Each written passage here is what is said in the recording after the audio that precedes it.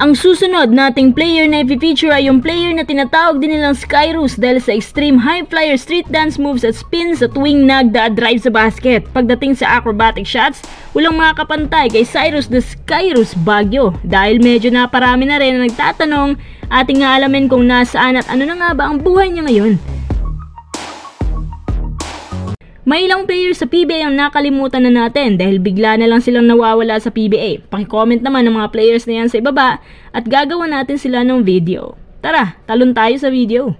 Si Cyrus Baguio ay pinanganak at lumaki sa Iligan City at gaya ng ibang players sa murang edad pa lang nakita na si Cyrus ng good potential sa pagbabasketball pero nung kolehiyo na siya nagsimulang maglaro. Sumama siya sa isang varsity squad ng UST pero nung nakapunta siya ng Maynila taong 1999, nag-tryout pala si Cyrus sa Lasal. Nagustuhan naman siya ng Lasal kaso nadismaya itong si Cyrus dahil sa team B lang siya nilalagay kaya naghanap siya ng ibang eskwelahan na mapapasukan. Natagpuan niya ang kanyang bagong team sa UST under Aric Del Rosario. Bago pa man pumasok si Cyrus sa UST, nakilala talaga ang UST noon na isang champion team sa kanyang freshman days. At ang Lasal nga ang naging powerhouse team habang si Cyrus walang magawa dahil mas bigatin talagang Lasal kaya natalo sila sa finals ng dalawang sunod-sunod na taon. May naglabas pa ng report na bagsak daw ang academics ni Cyrus kaya hindi muna siya naglaro sa loob ng entire 2001 season. Pagbalik niya, ganun pa rin ang naranasan niya nung Lasal pa rin ang tanging team na tumaob sa UST. Pero napabilang naman siya sa Mythical 5 ng UAAP kasama si James Yap, Enrico Villanueva, Rich Alvarez at si Mike Cortez. Bago siya naging pro, pumasok muna siya sa PBL at naglaro under Happy or Kutitap, Toothpaste. 2003, nagpa-draft na siya sa PBA 14th overall pick na pinili naman ng Red Bull. Sa katunayan, bago pa man siya nagpa-draft, maraming observers ang nag-e-expect na first rounder siya dahil sa kanyang performances sa UST. Pero parang naging underrated lang ito si Cyrus. Nung una naging maayos naman ang kanyang debut game dito sa Red Bull bilang isang support role. Pero nung na-trade na si Willie Miller, Enrico Villanueva, Lordy, Tugade, Kirby Raimundo at Mick Pinisi, mas humaba ang kanyang playing time. At naging main man at leading scorer ng Red Bull at bilang resulta, napabilang siya sa top 10 leading scorer sa PBA at naging all-star caliber din. Going 2009 season, na-trade siya patungong Air 21 at naging controversial pang ang trade na ito dahil si Yang Giao na naging coach ng Red Bull nag-resign sa kanila.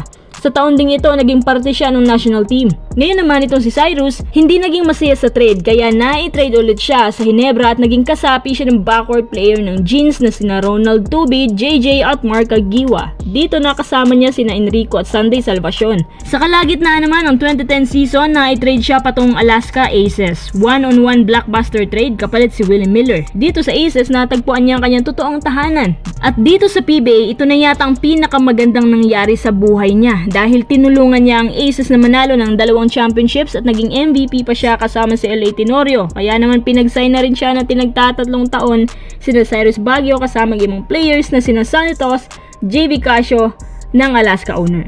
2016 na i-trade si Cyrus Baguio sa Phoenix. Naging maayos din ang kanyang performances, averaging 9 points per game. 2017 na i-trade siya patungong NLEX at nakasama niya ulit dito si Coach Yang Giao. Nagustuhan naman siya ng NLEX kaya nanatili siya dito ng halos 3 taon.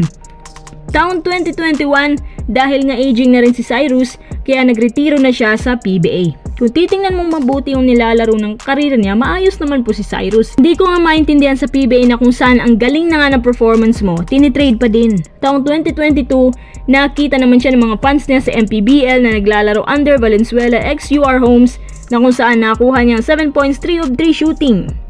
Teka, nasaan at ano na nga bang ginagawa ni Cyrus Baguio ngayon? Sa pagkakaalam ko, isang MPBL player pa din naman si Cyrus. At patuloy na nagpapakondisyon. Kita nyo naman, kahit 44 na yan, wala pa rin kupas ang shooting.